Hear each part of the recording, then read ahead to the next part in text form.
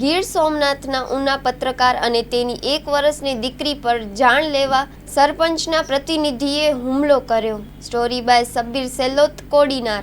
મારું નામ હર્ષદભાઈ લોજીભાઈ વાઢેર, આ મારી દીકરી છે। હું પત્રકાર તરીકે કામગીરી કરું છું। આજે ઘણા જ વર્ષોથી પત્રકારિત્વમાં જોડાયેલો છું।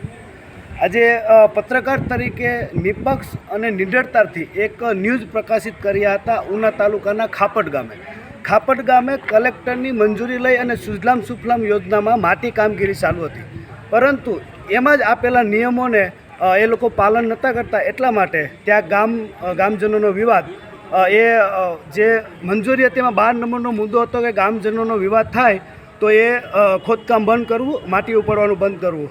એથી ગામ લોકો ત્યાં વિવાદિતમાં ગયા અને મને રિપોર્ટિંગ કરવા માટે, ન્યૂઝ પ્રકાશિત કરવા માટે બોલાવેલો।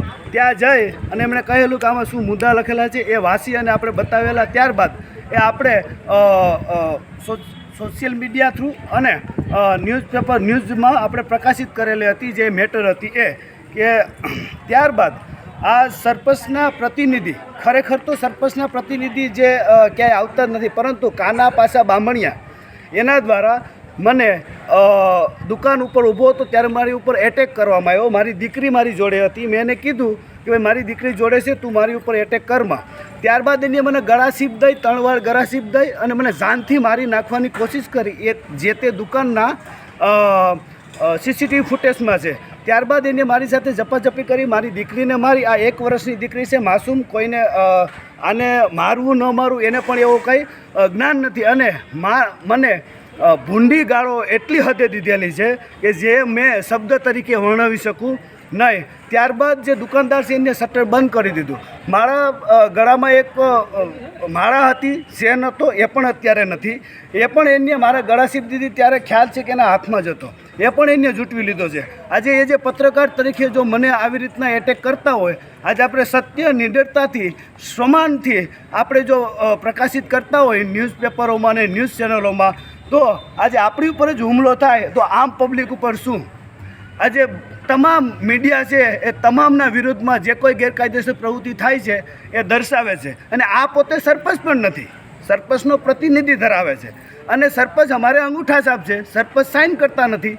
તો આ જે માટી છે એની જે ઠરાવ છે એ બધી વસ્તુ આપી અને જે આ કામગીરી હતી એ બાબતે મારી ઉપર જે એટેક કરેલો છે એને બંદૂક રાખીને કે મારા ન્યૂઝ શું લેવા છાપે છે ને તું શેનો પત્રકાર ને કાર્ડ બતાવ ને એ રીતની મારી સાથે વાતચીત કરી, મને ભૂંડો ગાળો દઈ અને મારામારી કરી છે। મારા ભાઈને પણ માર્યો છે, મારી દીકરીને, માસૂમ દીકરીને પણ માર્યો છે।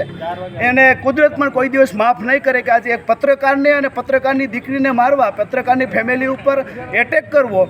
અને જો એક પત્રકાર જ આજે આ ઉનાની અંદર એક પત્રકાર સહી સલામત નથી તો આમ જનતા ક્યાંથી હોય?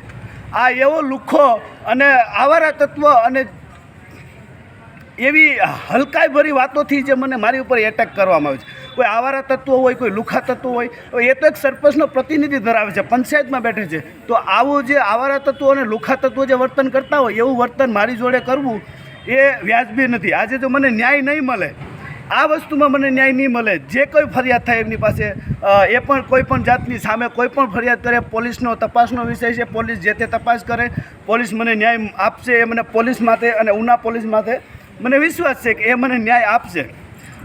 ન્યાય નહીં મળે તો હું અને મારી દીકરી આત્મવિલોપન કરશું। આજે ગુજરાતની પણ ઓલ વિશ્વમાં પત્રકાર અને એમની દીકરી સાથે આત્મવિલોપન કરશે એવી ચીમકી પહેલી વખત હશે કે આજે પત્રકાર માથે શું છે, બીજા કોઈ લોકો માથે ન થાય અને અન્ય પત્રકારો સાથે પણ ના થવું જોઈએ।